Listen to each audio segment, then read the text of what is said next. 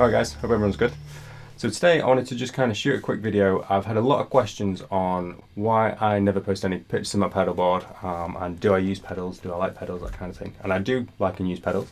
The reason I've never really posted many pictures is just because on Instagram we're so used to seeing these really kind of beautifully laid out aesthetic boards, and my board definitely wasn't anything like that. There was kind of wires everywhere and it just didn't make for a very good Instagram picture. So earlier on this year and went into lockdown, I kind of dismantled my board. And I knew I wanted to build something that was a little bit more kind of geared towards tones I like to use rather than covering everything in a kind of what if scenario. So I've gone for a much more slimmed down rig, and the idea that I'm using here, I'm going to talk us through the pedals as I demonstrate the tones, but I wanted to build something that I could travel with easily, so it's small and compact. If need be, I could go ampless, and that's where the Strymon Iridium comes in. Again, I'll talk about that a little bit more in a second. So lastly, I wanted to build something that could be played at quiet volumes as well, so if I'm practicing later on at night or if I'm just practicing for lengthy periods, I can stay friends with my neighbours.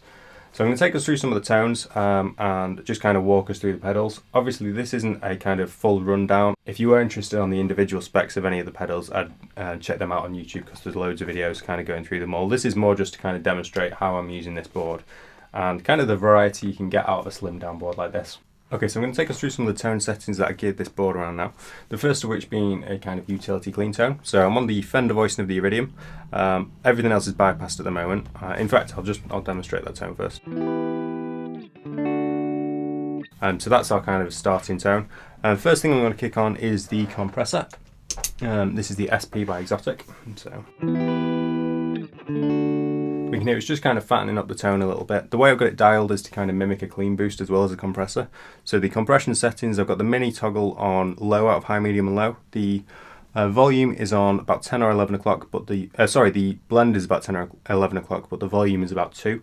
So it's kind of giving us a little bit of a front end push. Next thing I'm going to kick on now is the reverb side of the reflecting pool.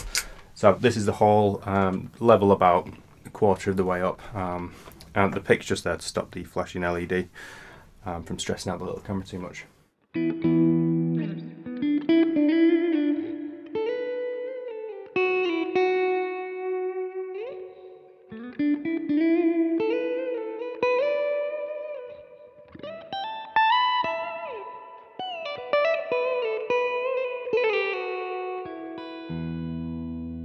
That's my kind of standalone clean sound.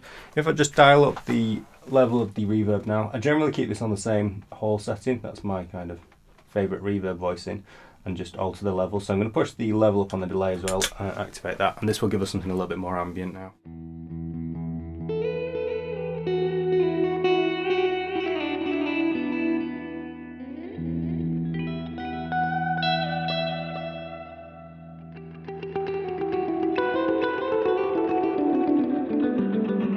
It's a little bit more delay than I wanted actually.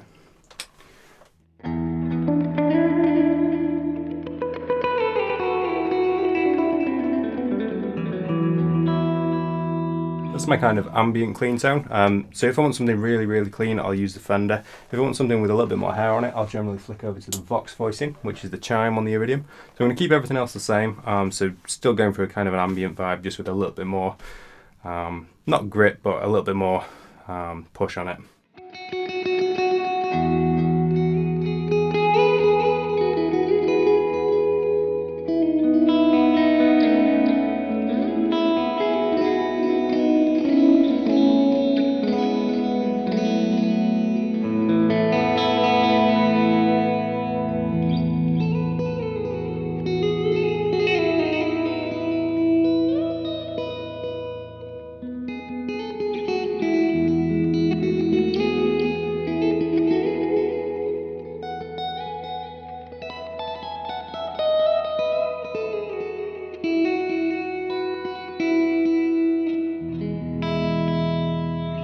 Kind of voxy clean. I'm just going to push the, in fact I'm going to push the drive up to about just shy of 3/4, and I'm going to back the level down of the reverb and delay.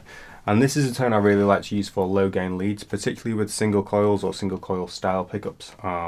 So P90s, I know Filtertrons are technically humbuckers, but they've still got that kind of sparkle to them. I think they work really well with kind of the clarity that this voicing or this tone gives.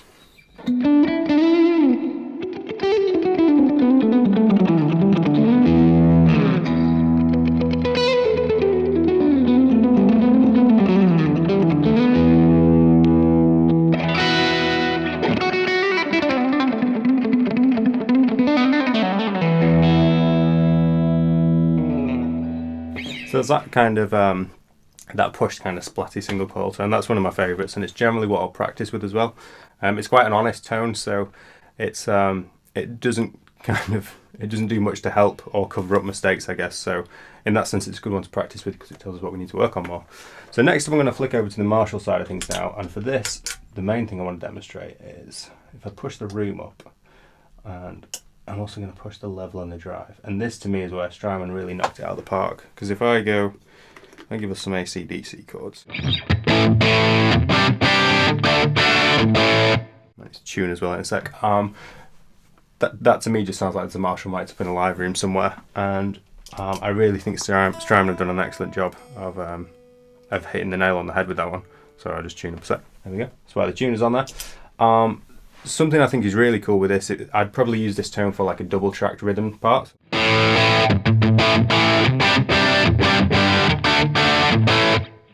So the way I'd probably use this would be for like a rhythm double track. And a cool feature here is if you want exactly the same, obviously you can track the same thing twice.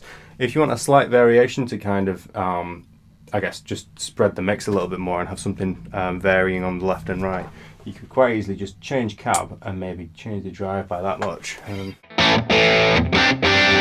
just go back to the first one again.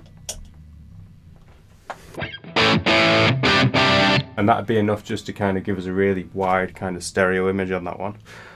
So now if I bring in the delay again, and this is probably getting us a little bit more towards a high gain lead tone, sorry. In fact, I'm just going to turn the time up on that because it sounds like we've ended up on a bit of a slapback.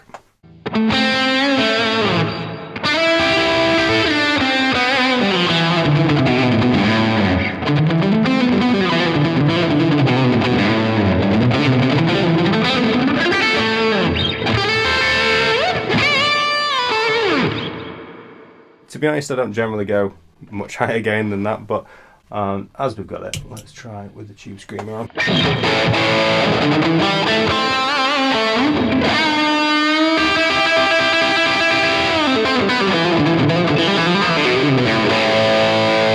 I'll take out some of that reverb, I think.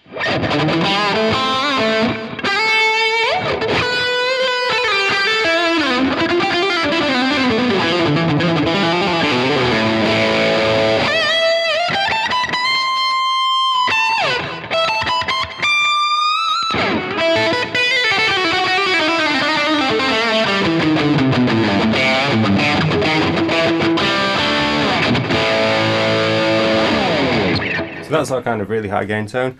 I guess the idea with that is, what I'm more wanting to show with this board is not trying to sell my tones to anyone or anything like that, or say you should use these. It's just to demonstrate the kind of variety you can get from such a small board. Obviously, if you wanted something a little bit more high gain, you could sub out the compressor, or for like a, I don't know, a Sir Riot Mini or something, just looking over there. Or you could have a noise gate in there. You could kind of do all sorts with this, but the takeaway for me is that the Iridium is basically the heart of this board, and it's kind of a really good facilitator for if ever you've got to go ampless or take a direct signal.